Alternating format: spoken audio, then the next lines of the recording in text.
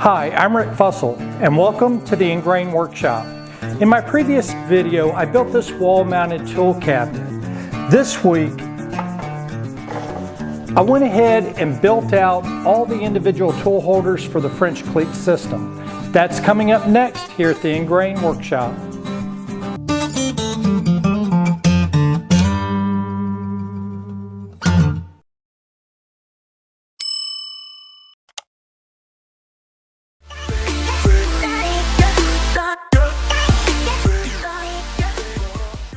So before I start building the tool holders, I just wanted to get an idea of what I had that's going to be going inside the wall cabinet.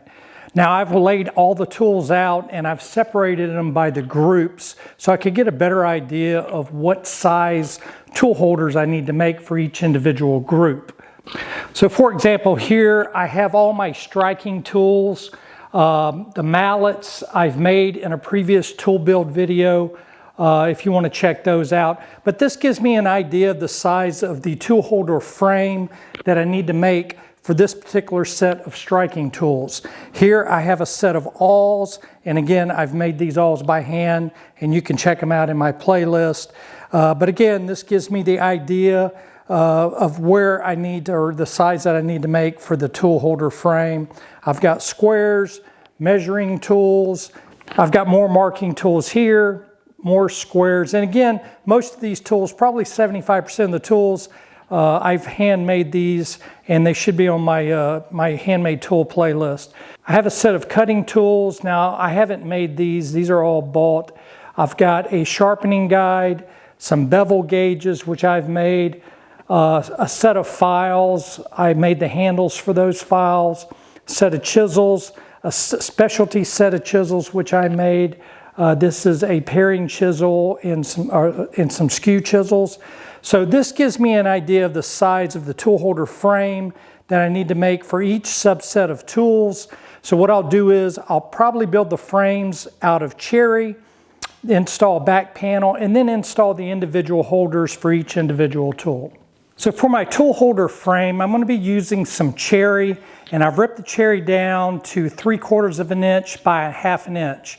Now, to fit the 3/16 of an inch back panel onto it, I need to cut a 3/16 by 1/4 inch rabbet on the frames, and I'm going to do that here at the table saw. I have my table saw blade set at a height of 3/16 of an inch, and I have my fence set at 1/4 of an inch from the blade. I'm going to run one pass through, bump my fence out, and make a second pass, and that will cut the rabbet that I need on the frame.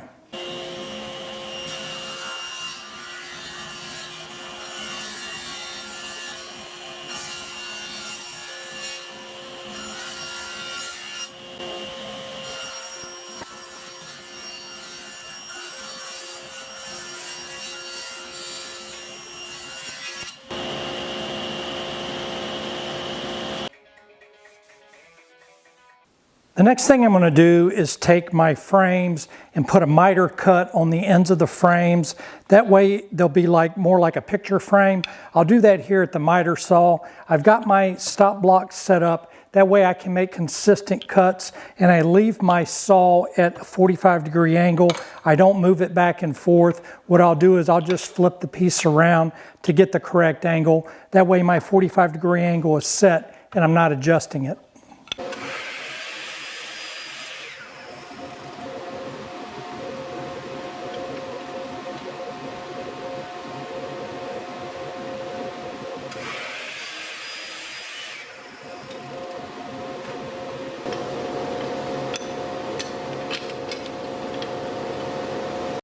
To assemble the frame, I'm going to be using some wood glue, and to temporarily clamp it in place, I'm going to be using a 23 gauge pin nailer, and I'm just going to pin the joints, and this will hold it until the glue dries. Over at the table saw, I'm going to cut out the back panel for the tool holder, and I'm going to do both the rip cut and the cross cuts here at the table saw since the panels aren't that large. Then with some wood glue and some 16 gauge brad nails, I think 5/8 inch, I'm going to take and fasten the back panel to the inside of the frame. To install the opposing cleats on the back panel, I'm going to take and just use some wood glue and the same 5/8 inch 16 gauge brad nails. Again, the brads are primarily just to hold it in place while the glue dries. So I've got the top opposing cleat in, and then I'm using the spacer that I used to install the cleats within the tool chest in our last video. And I'm using that spacer to space out the location for the bottom cleat that I'm going to be using on this tool holder, and then I'll install it the same way with just some glue and some brad nails. So here at the drill press, I went ahead and cut me a piece of cherry that's 3/4 inches by 1.5 inches wide. This is going to be the tool holder for my 3 awls, and what I've got set up is a 3/4 inch Forstner bit here at the drill, and I'm just going to drill out 3 evenly spaced holes, and this will be the holder for my awls.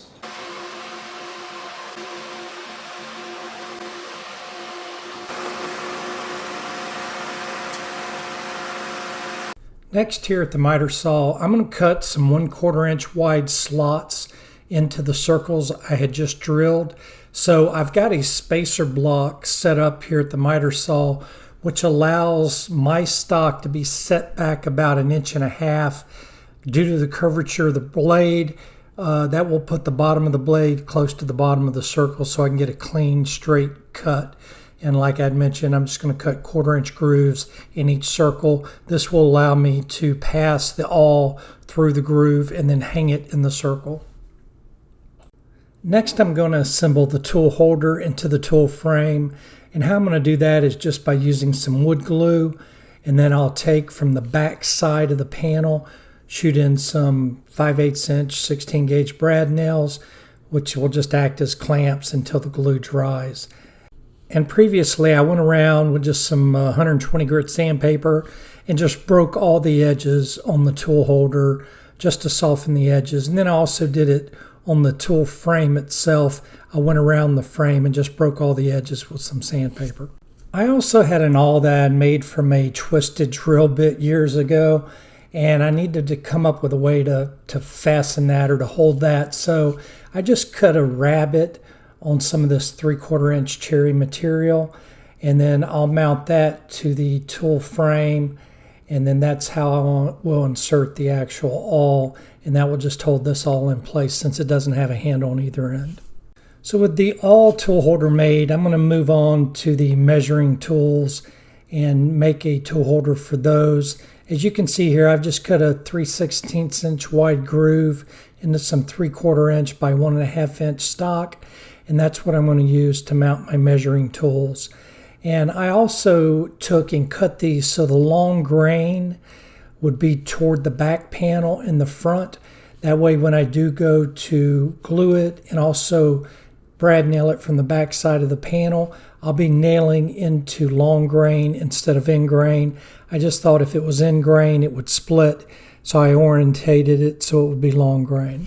So here I've laid out all my files on the outfeed table, and this is sort of the position that they're going to be in the tool chest. I'm going to go ahead and drill holes similarly to how I did the awls, and then basically let them hang from holes that I cut slots in, and then they'll pivot and sit in those holes. And this will give me an idea of how big I need to make the tool holder frame.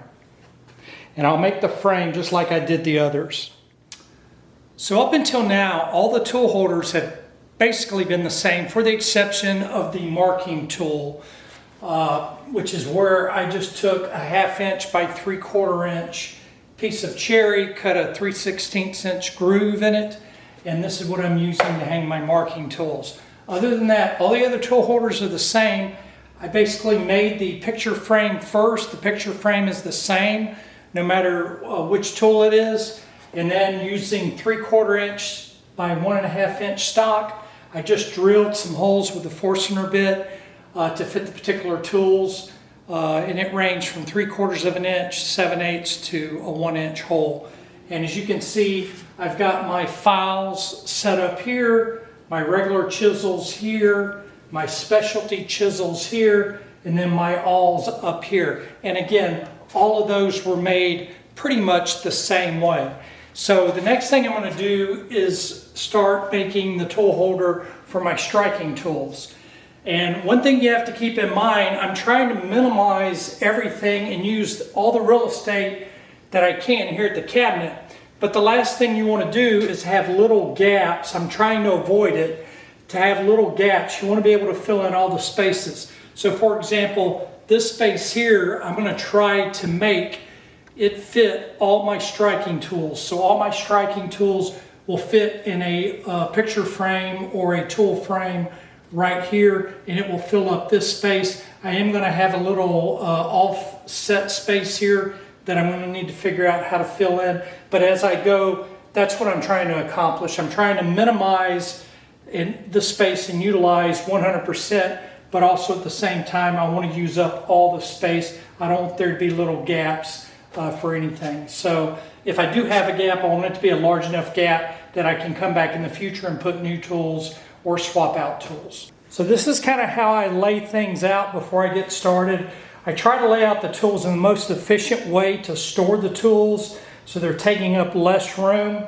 And in this particular instance, I believe my space there at the cabinet was 20 inches by 25 inches. So I went ahead and made the frame 20 inches wide by 25 inches long. I'll cut out the back panel and I'll make the tool holder frame. And then for the tools themselves, it's going to be a little different than the chisels and the files. I'm just going to take some 3/4 inch by 1/2 inch cherry stock and just mount them on both sides of the striking tools, and that's how the striking tools will hang within the tool holder itself. So with all my brackets glued in place, I'm now going to permanently fasten them with screws. I'm going to be using just some 1-inch pocket hole screws, but before I do anything, I'm going to pre-drill and countersink all the hole locations.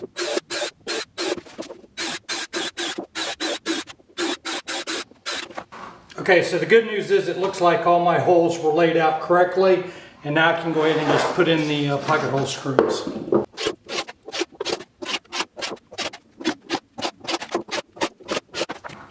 So the way I cut out the 3/4 inch stock material, they're cut at different heights.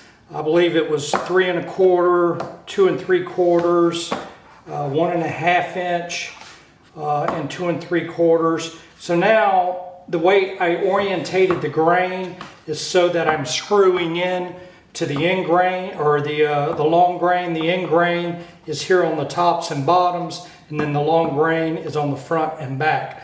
So when I'm making my screwed connections from the back, I'm screwing in to the long grain and not the end grain. So I just took a piece of 3/4 inch stock, cut it the width of my panel, and then I went ahead and cut grooves on either side of the bevel gauge, so there's a 1/4 inch gap here in the middle that the bevel gauge can sit and rest in. This way now I can mount it inside the panel, glue it, and then shoot it in with some brads from the back side, and I have a thick 3/4 inch piece of wood to nail into.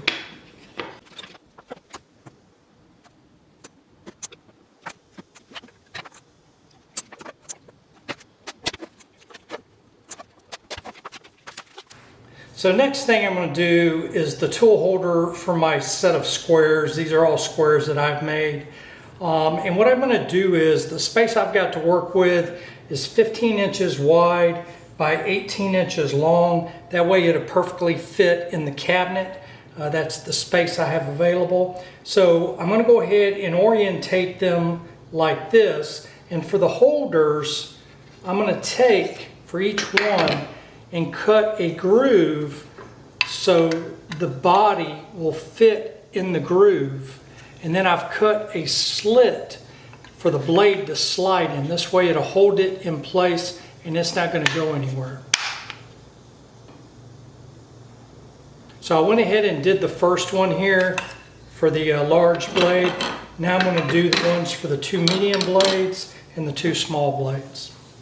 So once all the square holders are cut out, I'll fasten them to the frame or panel just like I did with all the other tool holders, just by applying some glue and then shoot it in from the back side with some brads.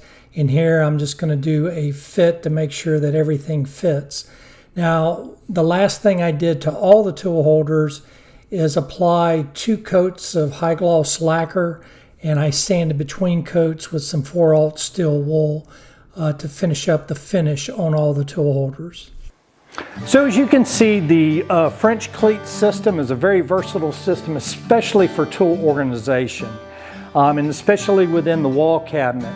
It allows you to be able to add tools. You've got space here that you can add tools. You're never physically modifying the actual cabinet itself. As I get new tools, I can add them. As I get rid of old tools, put in new tools, I can swap things out. If I want to grab these chisels and just take the whole tool holder over to my outfeed station, I can do that. Again, it's a very versatile system. And I hope that this gives you some ideas on how to build your individual tool holders. I hope it gives you some good ideas. And there's no right way or wrong way. The only right way is to have fun doing it, which I did. I had a lot of fun building all the individual tool holders for within the cabinet. So if you're new to the channel and you like DIY and woodworking projects, then I highly recommend that you hit that subscribe button. It's free and painless, and become part of our YouTube family. And I'd also ask that you ring that bell icon. That way you can be notified of all our upcoming videos. To all my existing subscribers, I really appreciate all the support you give this channel.